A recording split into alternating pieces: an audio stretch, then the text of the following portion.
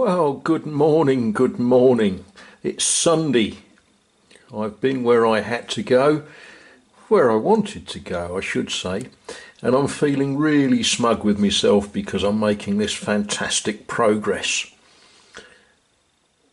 And then you sort of step back a bit and you think, oh, actually, there's a lot more progress that needs to be made. Yeah. Right, okay. Put the camera down, get on with it. Well, now there's a thing.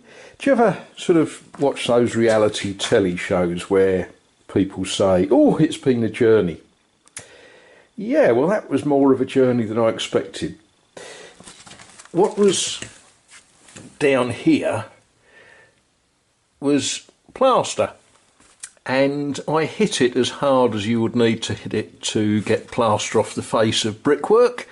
And instead of the plaster coming off the face of the brickwork, it just fell out, leaving me with that interesting hole. And above it, now that was a little bit better. There was some bricks in there, but they'd not been cemented in. They were sort of wedged in and had been plastered over. And yeah, other interesting things like this stone here, this stone supports this lintel.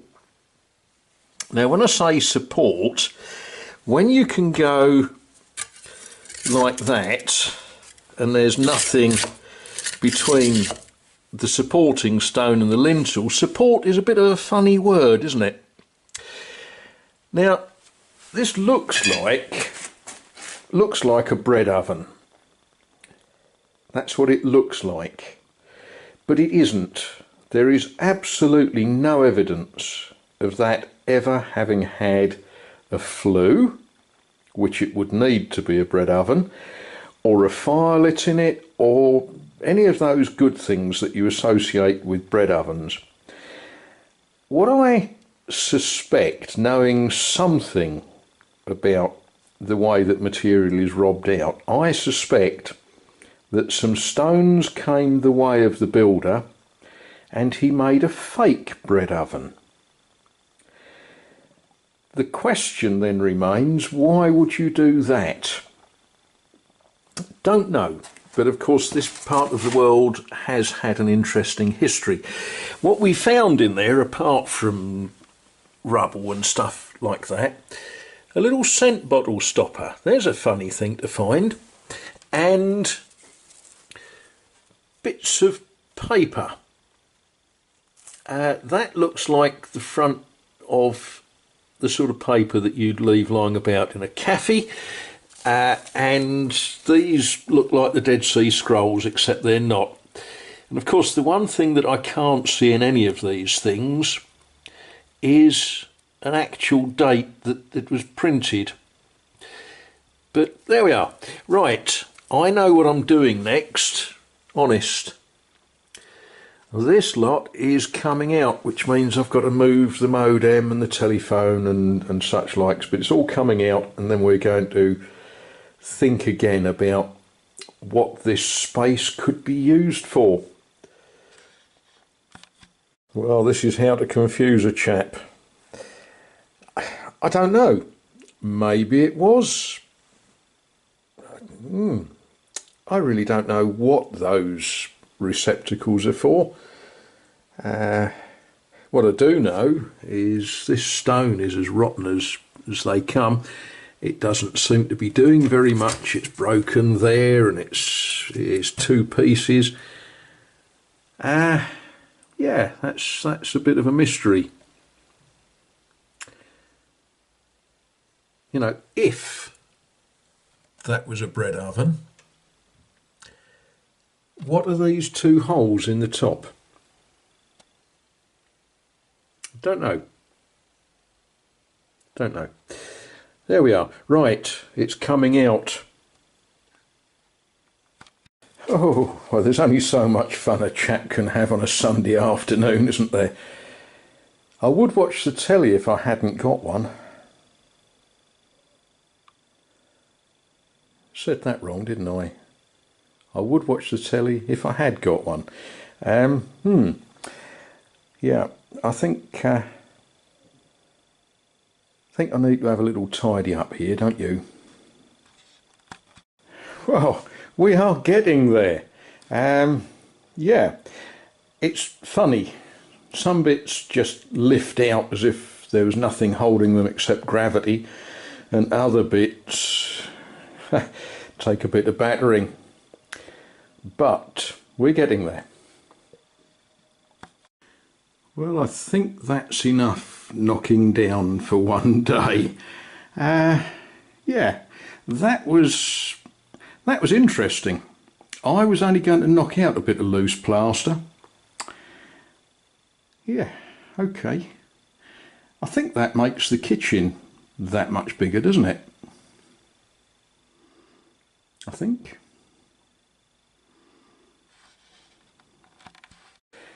Well, I think that's been a good day's work. Wasn't what I intended when I got up this morning. I'm still unsure about what this space was. There is suggestions in that floor that it might once have been a bread oven, if you look at the staining in the stone, but I'm not sure. There's no sign of there ever having been a flue. That doesn't mean there wasn't one, I just can't see a sign of it.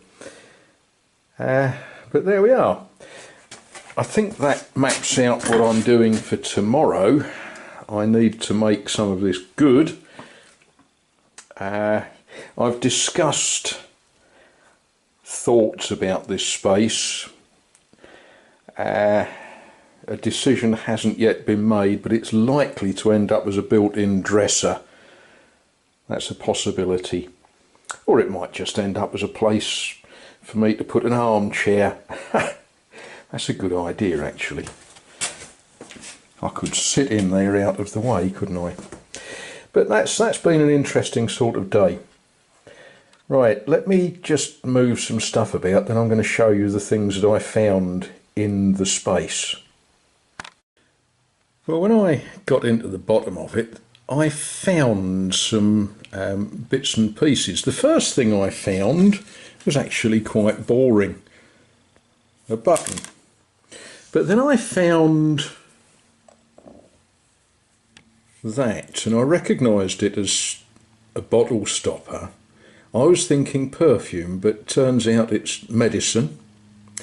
Because when I got into the bottom properly, I found, now unfortunately this has got an interesting split all the way around it. I don't actually know what's holding it together.